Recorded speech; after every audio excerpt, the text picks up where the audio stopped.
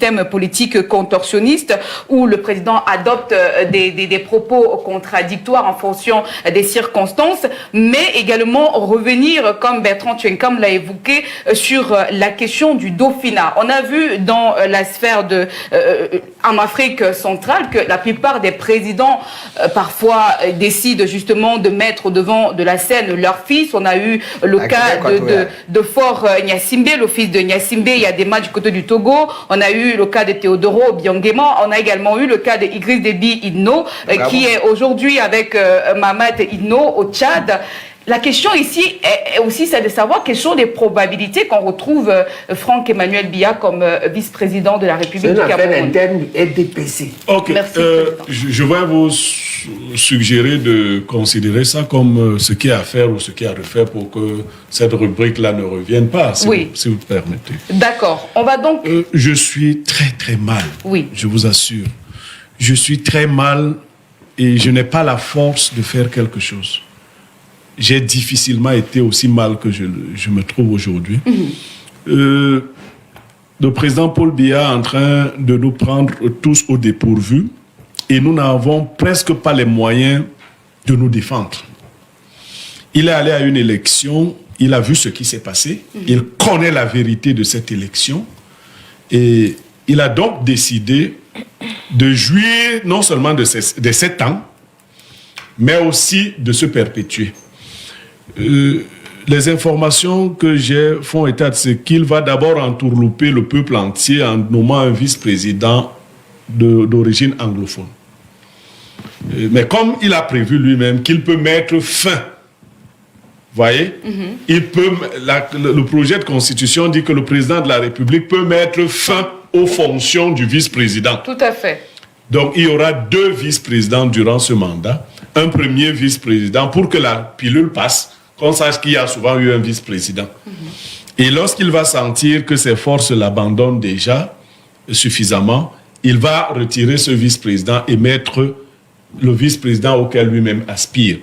Parce que depuis lors, la technique est de savoir comment faire perdurer le pouvoir de Biya après Biya, parce que les gens auprès de lui ont peur que quelqu'un d'autre vienne et gêne la famille présidentielle.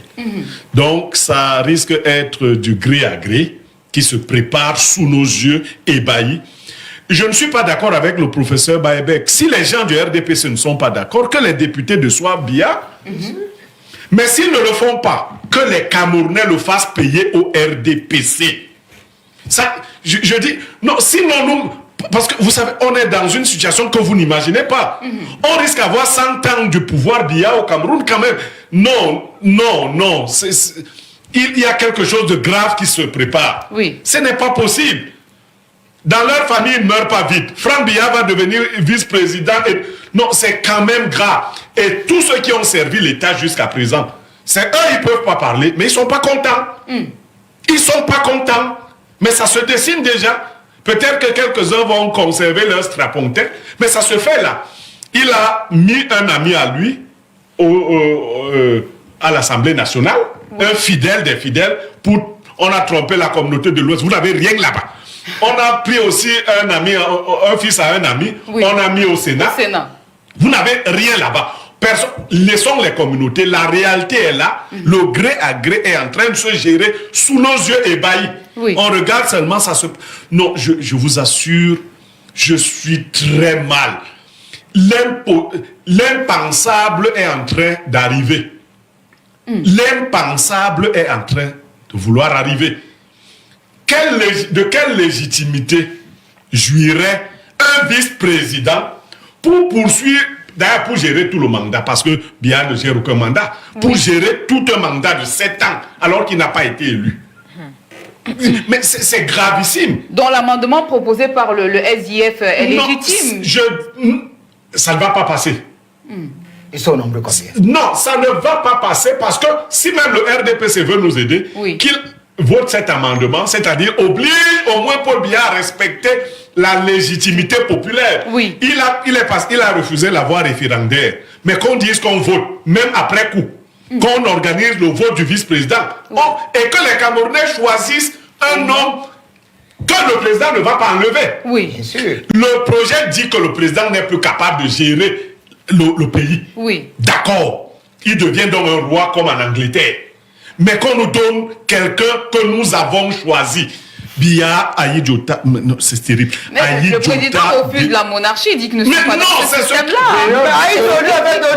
Béréo dit que acceptons la vice-présidence. Oui. Mais que les députés modifient que on doit aller le voter. Le voter. On organise une élection rien que pour voter le vice-président. Et que le président ne puisse pas l'enlever. C'est ça que Béréo propose. Je comprends tout à fait. Béa coupe la parole. Nous ne voulons pas une vice-président et le peuple a la désignation. La question est de savoir donc, comme on parle de cet amendement, est-ce que ça va passer à l'Assemblée nationale? Non, on peut changer l'amendement là-bas. Les députés peuvent, qu'ils appellent Blériot. Blériot va leur donner la linéa. Oui. On dit seulement que, mais cependant, le vice-président, exceptionnellement, sera voté seul cette fois-ci, mais aux prochaines, à partir de la prochaine élection, il sera un ticket avec le président. D'accord. C'est ça la poire en deux que je me propose. Ok. Je vous avoir un vice-président qui sera une marionnette. Machiavel. Le fait de l'avoir entendu dire que nous sommes une démocratie, ça ne fonctionne pas avec le dauphinat, il ne faut pas tomber dans ce piège. Biya étudiait notre tempérament pour voir, parce qu'il a vu ce que Yadema, ce qui s'est passé du côté du Togo, au niveau du Tchad, c'était très violent et autres. C'est un type qui vous fait ça avec vaseline. Donc, lui, il est en train de nous mettre de la vaseline pour que ça passe par derrière. Donc, oui, lui, il ne va pas d'un trait coupe et puis les cris partout. Donc, voilà ce qu'il est en train de faire. En douceur. Il le fait en douceur. Et vous voyez, je vais vous remarquer ceci. Il y a des grandes familles politiques. Il a satisfait la grande famille de Rey Bouba, l'une des grandes familles. Il a satisfait, il a imposé à l'Ouest. Mais son pouvoir tombe là. Le vice-président fait qu'il n'a plus le pouvoir les 3 mois. Mais il a calmé. Non, maintenant, il a enlevé, après avoir fait cela, il est venu créer l'entourloupe. Mais parce que le président du Sénat est relativement jeune, capable de tenir et de bien organiser. Il dit non, là l'élection peut être une bonne élection et ce gars, quoi qu'il soit le fils d'un ami, il est quand même originaire du Grand Nord. Il peut laisser une élection libre. Il y a un type du Grand Nord qui vient de me créer un peu de grabuge là. Donc, je lui retire la possibilité d'organiser l'élection sur une période de 120 jours. Le total, c'est jusqu'à 120. Donc, je lui retire cette possibilité. Donc, le Sénat... Maintenant... Nous n'en sommes pas là. Le problème, c'est que la loi qui est en train d'être... Elle voudrait qu'on analyse ce qui est là. Oui, nous n'en sommes pas là. Parce que déjà, si vous parlez de la procédure, elle est déjà biaisée. Donc, qui peut être le meilleur profil pour assurer justement ce poste de vice-président? L'actuel Premier ministre. L'actuel, pour vous, Bertrand? Oui. Et pourquoi? Pour moi également. Parce que c'est un monsieur dont la haine, la fougue et la sagacité ne souffrent de rien du tout, mais qui ne soit pas nommé. On peut décider que nous ne faisons cette élection que dans la zone anglophone. Vous-même choisissez qui peut être vice-président au Cameroun. Pourquoi seulement dans la zone anglophone? On parle quand même... Parce que c'est eux qui méritent ce poste de vice-président. D'accord. Parce que le Premier ministre, il est quatrième personnalité au Cameroun. Ça, c'est votre avis. Alors, je reviens vers vous, professeur. Est-ce que vous avez un profil, un nom? Bertrand parle du Premier ministre Joseph John Gouté. Oui. Moi, je ne veux pas citer un nom. Je donne le profil théorique. D'accord. C'est bien que ce soit un anglophone. Parce que c'est eux qui ont poussé le mécontentement à l'extrême. Vous risquez d'apprendre que Franck Biya est anglophone. Hein? Voilà. Oui, on risque de vous dire qu'il est anglophone, qu'il avait fait une école anglophone. Non. Moi, je vous dis, ce qui se prépare, là, on va vous dire qu'il est anglophone. C'est bien que ce soit un anglophone D'accord. qui a fait ses preuves de sérieux, qui est assez expérimenté. Hein? C'est bien que c'est lui que le RDPC présente.